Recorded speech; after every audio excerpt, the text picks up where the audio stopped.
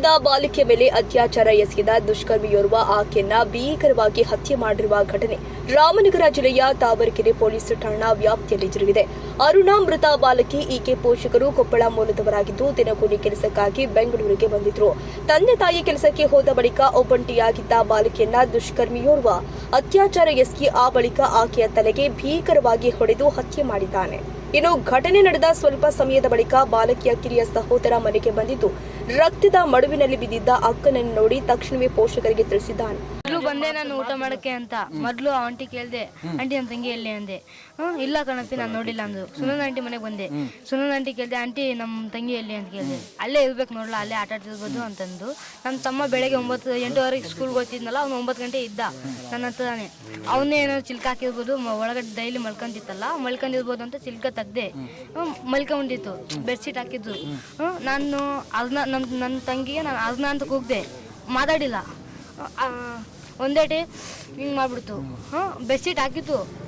ಈ ಕಡೆ ಎಲ್ಲ ಬ್ಲಡ್ ಚೆಲ್ಲಿತ್ತಲ್ಲ, ಅದು ನೋಡ್ಬಿಟ್ಟು ಆಂಟಿಗೆ ಬಂದು ಕೂಗ್ದೆ. ಆಂಟಿ ಬಂದು ಬೆಡ್ಶೀಟ್ ತೆಗೆದ್ಮೇಲೆ ಮುಖ ಎಲ್ಲ ಇದಾಗಿತ್ತು. ಯಾವ ಟೈಮಲ್ಲಿ? ಸುಮಾರು 2 ಗಂಟೆ 2 ಕಾಲಾಗಿತ್ತು. ಏನಾಗಿತ್ತು? ಮುಖ ಏನಾಗಿತ್ತು? ಮುಖ ಎಲ್ಲ ಡ್ಯಾಮೇಜ್ ಆಗಿತ್ತು. ಜಜ್ಜಿ ಕಲ್ಲೇ ನೋಡಿಲ್ಲ ನಾನು. ಅದು ಮುಖ ಎಲ್ಲ ಜಜ್ಜಿದ್ದು, ಕೂದಲೆಲ್ಲ ಇದಾಗಿತ್ತು, ತಲೆ ಎಲ್ಲ ತೂತಾಗಿತ್ತು. ಬರೀ ಟೀ ಶರ್ಟ್ ಒಂದೇ. ಆದರೆ ಪೋಷಕರು ಮನೆಗೆ ಬರುವ ಮೊದಲೇ ಬಾಲಕಿ ಮೃತಪಟ್ಟಿತು. ಮಗಳನ್ನ ಕಳೆದುಕೊಂಡ ಪೋಷಕರು ಕಣ್ಣೀರು ಮುಗಿಲು ಮುಟ್ಟಿದೆ. ಸುಮಾರು ಎಷ್ಟಿರ್ಬೋದಮ್ಮ ನಿಮ್ಮ ಮಗಳಿಗೆ ವಯಸ್ಸು? ಅದೇ 13 ತುಂಬಿ 14 ಐತ್ರಿ. ಚಿಕ್ಕ ವಯಸ್ಸು. ಮನೇಲೇ ಇತ್ತು. ಸ್ಕೂಲ್ ಓದಕ್ ಕಳ್ಸ್ಬೇಕಾದ್ರೆ ಓದಕ್ ಬರ್ತಿದ್ದಿಲ್ಲ ಸರ್. ಓದಕ್ ಕಳ್ಸಿದ್ರೆ ಎಲ್ಲಿ ಓದಕ್ಕೆ ಬರ್ತೈತೆ ಅಂತೇಳಿ ನಾನು 2 ವರ್ಷ ಆಯ್ತು ಸರ್ ಬಂದು ಇಲ್ಲಿಗೆ. ದಸರಾ ಬಂದರೆ 2 ವರ್ಷ ಆಗುತ್ತೆ. ಮನೇಲೇ ಇರ್ತಿತ್ತು.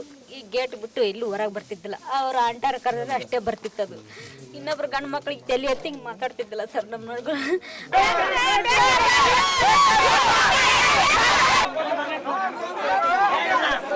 ಸದ್ಯ ಬೆಂಗಳೂರಿನ RR ಆಸ್ಪತ್ರೆಯ ಶವಾಗಾರಕ್ಕೆ ಬಾಲಕಿಯ ಮೃತದೇಹ ಶಿಫ್ಟ್ ಮಾಡಲಾಗಿದ್ದು ಇಂದು ಮರಣೋತ್ತರ ಪರೀಕ್ಷೆ ನಡೆಯಲಿದೆ.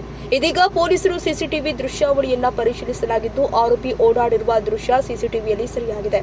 ಈ ಸಂಬಂಧ ಫೋಕ್ಸೋ ಕಾಯ್ದೆಯಡಿ ಪ್ರಕರಣ ದಾಖಲಿಸಲಾಗಿದೆ. ಸದ್ಯ ಆರೋಪಿಯನ್ನ ರಾಯಚೂರು ಮೂಲದ 32 ವರ್ಷದ ಯಲ್ಲಪ್ಪ ಅಂತ ಗುರುತಿಸಲಾಗಿದ್ದು ಆರೋಪಿಗೆ ಕಠಿಣ ಶಿಕ್ಷೆ ವಿಧಿಸಬೇಕು ಅಂತ ಮೃತ ಬಾಲಿಕೆಯ ಪೋಷಕರು ಆಗ್ರಹಿಸಿದ್ದಾರೆ.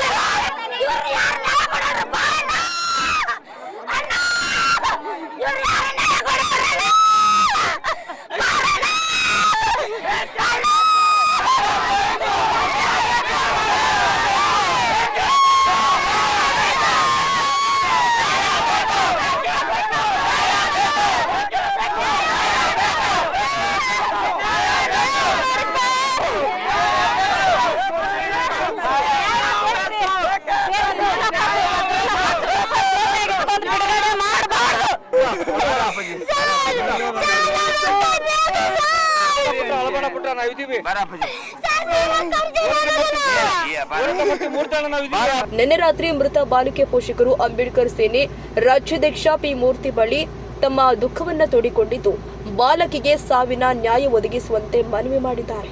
ಈ ವೇಳೆ ಸಕಾರಾತ್ಮಕವಾಗಿ ಸ್ಪಂದಿಸಿದ ಮೂರ್ತಿಯವರು ಬಾಲಕಿಯ ಪೋಷಕರಿಗೆ ಸಾಂತ್ವನ ಹೇಳಿದ್ದು ಬಾಲಕಿಗೆ ನ್ಯಾಯ ಒದಗಿಸುವುದಾಗಿ ಭರವಸೆ ಕೊಟ್ಟಿದ್ದಾರೆ. ಇಂಪ್ಲಿಮೆಂಟ್ ಏರಿಯಾ ತಾವರೆಕೆರೆಯಲ್ಲಿ ಈ ತರ ಇದ್ರೂ ಕೂಡ ಕಿರಿಯರು ಬಂದ ಹೆಣ್ಣು ಮಗಳನ್ನ ಕೊಲೆ ಮಾಡಿದ್ದಾರೆ. ಬಟ್ ರೇಪ್ ಮಾಡೋದು ನಮ್ಗೆ ಗೊತ್ತಿಲ್ಲ. ಅದು ಪೊಲೀಸ್ ತನಿಖೆಯಲ್ಲಿ ಪೋಸ್ಟ್ ಮಾರ್ಟಮ್ ಆದ್ಮೇಲೆ ಗೊತ್ತಾಗುತ್ತೆ. ದಯವಿಟ್ಟು ಸಂಬಂಧಪಟ್ಟಂತ ಪೊಲೀಸ್ ಅಧಿಕಾರಿಗಳು ಇಮಿಡಿಯೇಟ್ ಆಗಿ ಕೂಡಲೇ ಅವನ ಹುಡುಕಿ ಅರೆಸ್ಟ್ ಮಾಡ್ಬೇಕಂತೇಳಿ ತಮ್ಮಲ್ಲಿ ಮನವಿ ಮಾಡ್ಕೊಳ್ತೀನಿ. ಇವಾಗೆಲ್ಲ ಇದು ಪ್ರಿಮೆಚೂರ್ ಇದೆ ಹೇಳಕ್ಕೆ. ದಯವಿಟ್ಟು ಸ್ವಲ್ಪ ಟೈಮ್ ಕೊಡಿ. ನಾವು ಕೂಲಂಕುಷವಾಗಿ ಇನ್ವೆಸ್ಟಿಗೇಷನ್ ಮಾಡಿ ನಿಮ್ಗೆ ಮಾಹಿತಿಯನ್ನು ಕೊಡ್ತೀವಿ. ಖಂಡಿತ ನಾವೇನು ಲೀಗಲ್ ಏನಿದೆ ಖಂಡಿತ ಮಾಡ್ಕೊಡ್ತೀವಿ. ಅವರೇ ಅಂತ ನಿಮ್ಗೆ ಕನ್ಫರ್ಮೇಶನ್ ಇದೆಯಾ ಸರ್? ನಮಗೆ ದೃಢಪಟ್ಟಿದೆ ಅವರೇ ಅಂತ. ಮುಖಾಂತರ ಹಿಡಿದ್ರಿ ಸರ್? ಅವೆಲ್ಲ ನಾವು ಹೇಳಕ್ಕಾಗಲ್ಲ. ದಯವಿಟ್ಟು